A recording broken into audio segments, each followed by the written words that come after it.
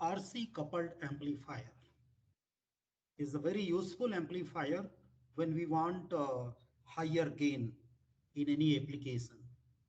There are two important terms you see here, RC and amplifier. You look at here, right? RC is there और amplifier भी है. What does it mean? You see that there are two amplifiers. एक amplifier ये है, दूसरा amplifier ये है. दोनों की कपलिंग कैसे हो रही है आप देखिए, बीच में एक कैपेसिटर है, कपलिंग कैपेसिटर सीसी. तो एक नेटवर्क बन गया, आप देखें जरा, ये आरसी और सीसी के थ्रू एक नेटवर्क बन रहा है, और इसलिए हम इसको बोलते हैं, क्या बोलते हैं, आरसी कपल्ड. क्योंकि आप देखेंगे एक पहला कॉमन एमिटर एम्पलीफायर है और दूसरा कॉमन एमिटर एम्पलीफायर है, तो दोनों कॉमन एमिटर एम्पलीफायर की जो कपलिंग है वो किसके थ्रू हो रही है, आरसी नेटवर्क के थ्रू हो रही है. तो कई टाइप से कपलिंग होते हैं. आपका आरसी कपलिंग होता है, ट्रांसफार्मर कपलिंग होता है, डायरेक्ट कपलिंग होता है. हम लोग अलग से एक बार कपलिंग की पढ़ाई करेंगे. तो आरसी कपल्ड एम्पलीफायर का सबसे बड़ा एडवांटेज क्या है कि गेन आपका बढ़ जाता है. कि आपका देखिए पहला जो कॉमन एमिटर एम्पलीफायर है और दूसरा कॉमन एमिटर एम्पलीफायर है, तो ये दोनों कॉमन एमिटर एम्पलीफायर की कपलिंग किया है. कपल क्यों करते हैं और डिफरेंट कपलिंग में क्या होता है उसको समझना पड़ेगा. तो सबसे पहले पहला ट्रांजिस्टर को देखें तो बहुत सिंपल है. पहला आप देखेंगे, चूंकि आउटपुट, पहले का आउटपुट जो है दूसरे के इनपुट में कनेक्ट हो रहा है, तो पहले का आउटपुट आपका कहाँ जा रहा है, आपका यहां से जा रहा है कलेक्टर से. तो ये आपका कौन सा हो गया, कॉमन एमीटर हो गया. ये आपका कॉमन एमीटर हो गया, और सेकंड भी कॉमन एमीटर है, क्योंकि आपका जो फाइनल आउटपुट है आप देखेंगे यहां से मिल रहा है.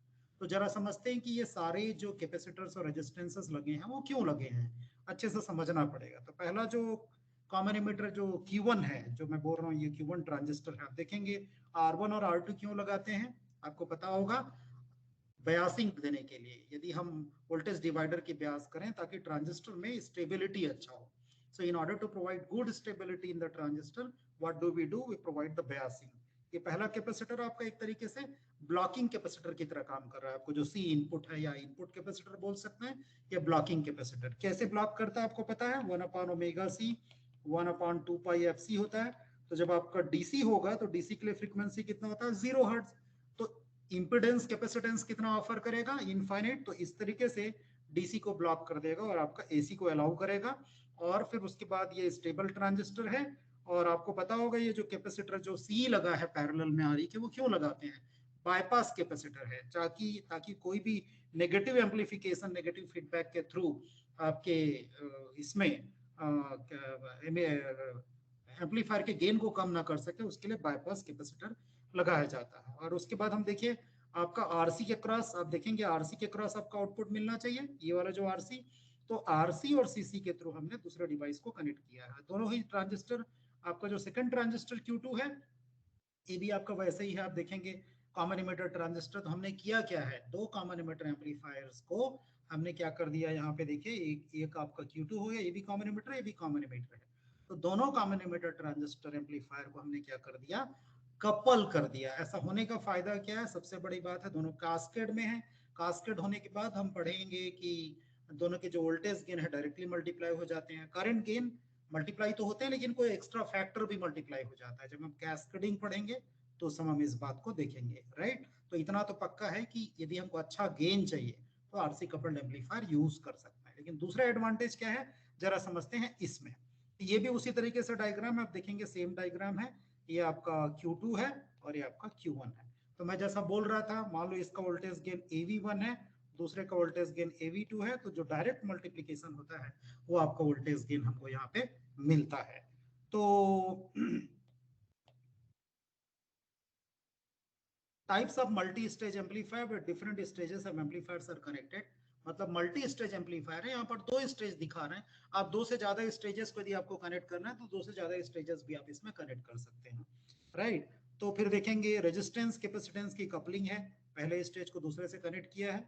उसके बाद इस कपलिंग का खास बात क्या है कि कांस्टेंट एम्पलीफिकेशन प्रोवाइड करता है over a wide range of frequency. जैसा मैंने बोला कि there are 3 types of coupling, RC coupling, transformer coupling और डायरेक्ट कपलिंग. तो इसका सबसे बड़ा एडवांटेज है, आप देखेंगे यदि इसको फ्रीक्वेंसी रिस्पांस कहा जाता है, किसी भी एम्पलीफायर का फ्रीक्वेंसी रिस्पांस क्या होता है कि आपका जो गेन है वर्सेस फ्रीक्वेंसी. आप देखेंगे एक्स एक्सिस में फ्रीक्वेंसी, वाई एक्सिस में गेन. ये डीबी प्लॉट है, आप देखेंगे गेन भी डीबी में है और आपका फ्रीक्वेंसी लॉग स्केल में. आप जानते होंगे लॉग ऑफ ओमेगा में जब आप प्लॉट करते हैं और हमारा जो गेन है उसको कैसे कन्वर्ट करते हैं 20 log up to the base 10 voltage gain, इससे हमारा क्या हो जाता है हमारा जो गेन है वो डीबी में कन्वर्ट हो जाता है। तो आप देखेंगे सबसे बड़ी बात कि जो मिडिल फ्रीक्वेंसी है लगभग 50 हर्ट्ज से लेके 20 किलो हर्ट्ज के बीच में आपका जो रिस्पांस है वो फ्लैट है। तो हमें सबसे बड़ी जो चीज देखनी होती है एम्पलीफायर में किसी एप्लीकेशन में ले जाने के लिए कि गेन ज्यादा तो चाहिए ही लेकिन स्टेबल चाहिए।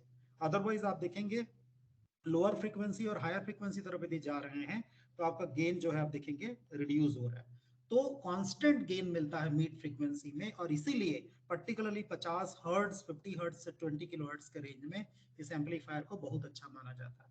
तो नॉर्मली हमारा जो ऑडियो का रेंज क्या होता है, ऑडियो का रेंज होता है हमारा 20 हर्ट्ज टू 20 किलो हर्ट्ज। तो 20 हर्ट्ज से 20 किलो हर्ट्ज के रेंज में इसको हमको पता है कि 20 हर्ट्ज से 20 किलो हर्ट्ज के रेंज में हम लोग क्या करते हैं उसको यूज करते हैं। आपके करें तो रेशियो गेन क्या होता है, जैसा कि मैंने बताया गेन हम इस तरीके से निकालते हैं output power divided by input power और उसका हम लोग डीबी ले लेते हैं और वोल्टेज और करंट के टर्म्स में भी कैलकुलेट कर सकते हैं और वो 20 डीबी होता है। इनपुट इम्पिडेंस और नॉइस की भी बात किया जाए तो इनपुट इम्पिडेंस इसमें अच्छा मिलता है। Input impedance is always higher और हाई इनपुट इम्पिडेंस मिलता ही है यदि आप कैस्केड करेंगे। ये सबसे बड़ा इसका एडवांटेज होता है कि लोडिंग इफेक्ट को अवॉइड करता है। जब आप मल्टी स्टेज एम्पलीफायर्स यूज करते हैं तो लोडिंग इफेक्ट का बहुत इंपॉर्टेंट रोल होता है। अनवांटेड जो इफेक्ट होते हैं फ्लक्चुएशंस वो बहुत कम होते हैं। सबसे बड़ी बात यह है कि ऑडियो फ्रीक्वेंसी रेंज में हमको ऑडियो का रेंज मालूम है 20 हर्ट्ज से 20 किलो हर्ट्ज, उस बीच में ये जो एम्पलीफायर है बहुत अच्छे से काम करता है। And it may be due to the interaction between two more signals. तो कोई भी ऐसे अनवांटेड सिग्नल होगा, कौन कौन से कारण से हो सकते हैं, यदि एक से ज्यादा सिग्नल हो, कंपोनेंट की फेलियर हो जाए, कोई डिजाइन में फॉल्ट हो जाए तो उसके चक्कर में हम लोग ये होता है उसको रिमूव कर सकते हैं। इफिशियंसी बहुत अच्छा होता है आपका UT expressed in percentage power divided by the source power. तो इफिशियंसी भी बढ़ता है आपका। और इफिशियंसी क्या है हम अच्छे से जानते हैं, हाउ मच पावर उसका एक्चुअली यूटिलाइज हो रहा है, तो इफिशियंसी भी बढ़ता है। यदि हम मल्टी स्टेज एम्पलीफायर की बात करें तो क्लास ए जो एम्पलीफायर होता है वो लगभग 25% इफिशियंसी और अच्छा गेन प्रोवाइड करता है। क्लास सी की बात करें तो उसका इफिशियंसी 90% तक जाता है। यदि क्लास ए बी की बात करें तो 50%। सबसे अच्छी बात क्या है कि क्लास ए बी जो होता है, जो पर्टिकुलरली मिडिल फ्रीक्वेंसी रेंज होता है, उसमें भला ही गेन थोड़ा कम है लेकिन स्टेबिलिटी प्रोवाइड करता है, इसलिए क्लास ए बी जो है ना ज्यादा प्रॉपर होता है ऑडियो फ्रीक्वेंसी एम्पलीफायर यूज करने के लिए। और स्लीव रेट क्या है, maximum rate of change of the output per unit, और क्या रिप्रेजेंट करता है कि आपका आउटपुट कितना रैपिडली चेंज कर रहा है ये बताता है। तो इफिशियंसी हुआ, इनपुट इम्पिडेंस हुआ, आउटपुट इम्पिडेंस हुआ, नॉइज हुआ, स्लीव रेट हुआ, इन सब पैरामीटर से हम किसी आरसी कपल्ड एम्पलीफायर के बारे में जान सकते हैं कि कितना अच्छा एम्पलीफायर है। यदि हम अलग अलग फ्रीक्वेंसीज की बात करें तो आपने देखा था यदि हम लोअर फ्रीक्वेंसी में जाएंगे तो आपका जो वेरिएशन है कैपेसिटेंस के चक्कर में, कैपेसिटेंस जो लगा है, जो रिएक्टेंस है वो बाईपास कर देता है लोअर फ्रीक्वेंसीज को। तो लो फ्रीक्वेंसी और हाई फ्रीक्वेंसी में देखेंगे तो आपका जो वेरिएशन है वो क्लियर दिखेगा आपके गेन पे। लेकिन यदि आप मिडिल फ्रीक्वेंसी में देखेंगे मतलब आपका वोल्टेज गेन रोल ऑफ होता है लो फ्रीक्वेंसी में, इसी तरीके से हाई फ्रीक्वेंसी तरफ भी रोल ऑफ होता है क्योंकि जो कैपेसिटेंसेस होते हैं उसकी बाईपासिंग के कारण जो उस गेन को लोअर और हाई फ्रीक्वेंसीज में कम कर देता है एक्स्ट्रा रिएक्टेंस प्रोवाइड करने के बाद में। लेकिन यदि आप मिड फ्रीक्वेंसी में देखेंगे तो ये आपको एक कांस्टेंट गेन देता है और इसलिए मिड फ्रीक्वेंसी में इसका यूज बहुत अच्छे से होता है। तो ये देखेंगे इसका यूज क्या है, चूंकि फ्रीक्वेंसी रिस्पॉन्स कांस्टेंट होता है और इसलिए इसका यूज ऑडियो एम्पलीफायर के रूप में करते हैं। और इसकी कॉस्ट भी बहुत ज्यादा नहीं होती क्योंकि नॉर्मल रेजिस्टेंस और कैपेसिटेंस की एप्लीकेशन होती है। ये आप अच्छे से जानते होंगे 0.7 वाला कंसेप्ट, जब हम कट ऑफ फ्रीक्वेंसी की बात करते हैं तो हम f3dB कट ऑफ फ्रीक्वेंसी की बात करते हैं। तो ये 3dB कट ऑफ फ्रीक्वेंसी क्या है, जहां पर 3dB लॉस हो। जब आप इसको डीबी में कैलकुलेट करते हैं, जिसको आरएमएस वैल्यू यहाँ दिखा रहा है, तो डीबी में कैलकुलेट करते हैं तो कितना डीबी लोअर रहता है, the frequencies eight which your gain is less than 3 dB from the maximum value is called as 3 dB frequency। तो एक्चुअल जो बैंडविड्थ हम कहां से कहां कैलकुलेट करते हैं, आपको लोअर 3 dB फ्रीक्वेंसी से हायर 3 dB फ्रीक्वेंसी को कैलकुलेट करते हैं।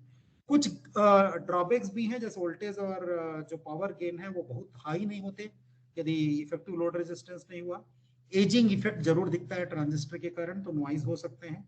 पुअर इंपिडेंस मैचिंग हो सकता है जिसके कारण पावर ट्रांसफर कम होगा। तो इसीलिए ये सब चीजों को ध्यान रखना पड़ेगा कि इनपुट इम्पिडेंस इतना ज्यादा होना चाहिए कि इम्पिडेंस मैचिंग अच्छा हो। एप्लीकेशन जैसे मैंने बताया कि ऑडियो फ्रीक्वेंसी रेंज में इसकी फाइडेलिटी बहुत अच्छी होती है, तो इसको यूज करते हैं क्योंकि ऑडियो फ्रीक्वेंसी रेंज में आप देखेंगे ऑडियो का रेंज भी हमारा 20 से 20 किलो हर्ट्ज के बीच में आता है, इसीलिए हम लोग इसको यूज करते हैं। और पुअर इम्पिडेंस मैचिंग है, इसलिए जो आपका जो आरसी कपलिंग है इसको हम लोग नॉर्मली क्या करते हैं कि बीच में यूज करेंगे तो इम्पिडेंस मैचिंग होगा नहीं, तो आगे का जो स्टेज है उसको प्रॉब्लम करेगा। तो नॉर्मली जो आरसी कपलिंग होता है उसको मतलब आखिरी में हम लोग नहीं करेंगे, सॉरी, क्योंकि जो लोड होता है फाइनली लोड तक आउटपुट जाना चाहिए, तो इम्पिडेंस मैचिंग पुअर नहीं होगा तो गड़बड़ हो जाएगी। इसलिए नॉर्मली हम आरसी कपल्ड एम्पलीफायर को लास्ट स्टेज में रेयरली यूज करते हैं। और इस तरीके से गेन कांस्टेंट होता है, इसलिए ऑडियो सिग्नल को एम्पलीफाई करने के लिए बहुत अच्छा माना जाता है।